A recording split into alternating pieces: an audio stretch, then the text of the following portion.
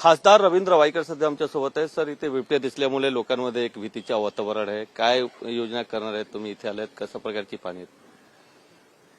गोरेगावमध्ये ह्या विधानसभेमध्ये गेले महिनाभर अशा पद्धतीने लोकांना बिबट्या दिसतोय. काही ठिकाणी त्यांनी कुत्रे देखील मारून टाकलेले आहेत किंवा मारून नेलेले आहेत.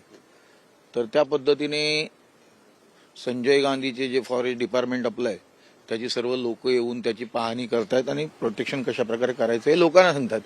परंतु माझा प्रश्न असा आहे की ज्या ठिकाणून बिबट्या येतोय तिथेच आपल्याला त्याला बंदिस्त करणं हे महत्वाचं आहे. प्रत्येक बिल्डिंगला तुम्ही जाळ्या किंवा कुंपण घालत बसलात तर ते जमणार नाही. तो एका बिल्डिंगकडे जाणार नाही, दुसरीकडे जाईल, दुसरीकडनं तिसरीकडे जाईल, तिसरीकडनं चौथीकडे जाईल. तर अशामध्ये तुम्हाला माहिती आहे, पहिलं आरेकड कॉलनीतनं आपल्या आम वस्तीमध्ये घुसला होता, ONGC मध्ये गेला होता, म्हणजे जिथे अनेक बिल्डिंग्स आणि आहे तिथे येऊच शकत नाही अशा ठिकाणी देखील गेला होता. तर त्याचा येण्याचा मार्ग जो आहे तो रोखणं याच्यावरती उपाय आहे.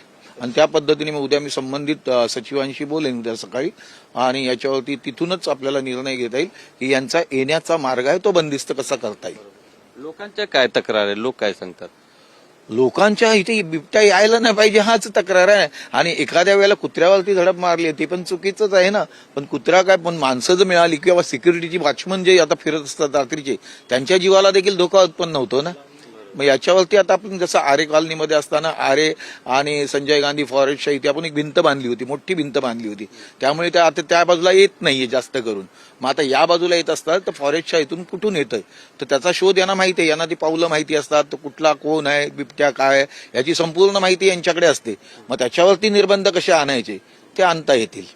सर, एक दुसरा प्रश्न आहे. नागरी निवारामध्ये 2 दिवस आधी एक राडाचं प्रकरण घडलं होतं. त्याच्यामध्ये हिंदू पक्षाचे एक लोक होते, त्यांना मारहाण पण लागली. पोलिसांनी 11 लोकांना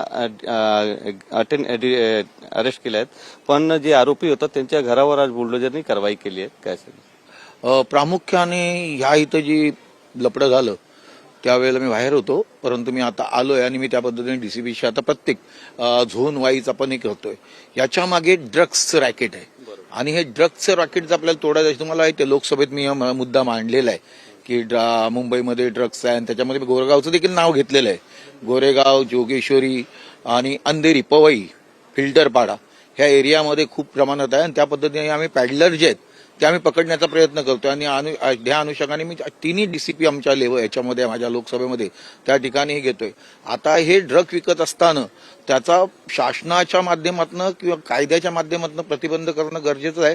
परंतु लोकजागृती म्हणून लोकांनी देखील त्याच्यावरती बहिष्कार टाकणं किंवा त्यांना अरेस्ट करून देणं हे प्रामुख्याने आलं. त्यामुळे पोलिसांनी कशा पद्धतीने ऍक्शन घेतली हे मी DCPच्या इथे त्या मुलांना देखील मी बोलवणार आहे आणि त्यांच्याबरोबर बोलून हे असे ड्रग पॅडलर जे आहेत हे बंद झाले पाहिजे.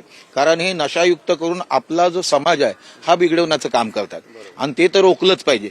त्यामुळे ज्या मुलांनी त्यांच्यावरती हे केलेलं आहे, त्यांना दाखवलेलं आहे किंवा त्यांना बंद करायला लावलंय ते योग्य आहे. देवीच्या पूजा त्यांनी राडा केला होता, त्यांनी मारहाण पण केलं होतं, हा किती योग्य आहे? नाही, चुकीचंच आहे ना. जर जे ड्रग पॅडलर आहे विकतायत ते एक्साइट होतात की त्यांना पकडलं जाते वगैरे तर ते हल्ला करणार, पण त्यांचा बंदोबस्त आपण त्या पद्धतीनेच करूया. पण पोलिसांची चूक समोर आली आहे. लोकांच्या चूक कळली आहे म्हणूनच मी DCPकडे मीटिंग घेतोय. नाहीतर रस्त्यावर येऊन त्यांच्या इथे करण्यापेक्षा जो मूळ आजार आहे त्याला बंदिस्त करणं हे महत्वाचं आहे. आणि त्यामुळे मी माझ्या बांद्रा प्लॉट एरिया, पवई या ठिकाणी आम्ही अशा लोकांना पकडतोय. त्याच्यामध्ये दुसरा आपण SIR चालू केलंय, स्पेशल इंटेन्सिव्ह रिव्हिजन आता चालू होईल. त्यामुळे एक घाबरलेले आहेत जे म्हणजे बांगलादेशी आपल्या इथे आलेत, रोहिंगे जे आपल्या इकडे आलेत हे अत्यंत घाबरले आहेत. तुम्हाला आता सांगायला अंधेरी वेस्टला मी वर्साव्याच्या ठिकाणी आम्ही खूप हे केलेलं आणि अशी काही माणसं पकडून आम्ही ठेवली होती, त्यांना आता बाहेर आम्ही पाठवतोय. त्याच्या पद्धतीने कारवाई चालू झालेली आहे. तर ही कारवाई मुंबईमध्ये देखील ती लोक मोठ्या प्रमाणात आहे आणि ते उद्योग कोणते करतात ते असं ड्रग पॅडलरचं. आणि त्यामुळे त्या लोकांना बंदिस्त करून त्यांच्या राज्यामध्ये देशामध्ये पाठवणं हे प्रामुख्याने महत्वाचं आहे आणि आपल्या समाजाला वाचवणं हे महत्वाचं आहे. शांतता ठेवण्यासाठी लोकांना काय संदेश देणार तुम्ही? वातावरण कायद्यानेच आपण त्यांना पकडूया, असं अतिरेक आपण करायला नको. कारण काही ती लोकांकडे हत्यारं देखील असू शकतात आणि कोण जर एकटा दुकटा जर गेला तर त्याला ते वार देखील, आणि इथं देखील त्याच पद्धतीने झाले. पण असे करणारे असतील त्यांना कायद्याच्या दृष्टीने आपल्याला चाप लावणं गरजेचं आहे. व्हिडिओ जर्नलिस्ट प्रेम मात्रेसह गोविंद ठाकूर, TV9 मराठी, मुंबई.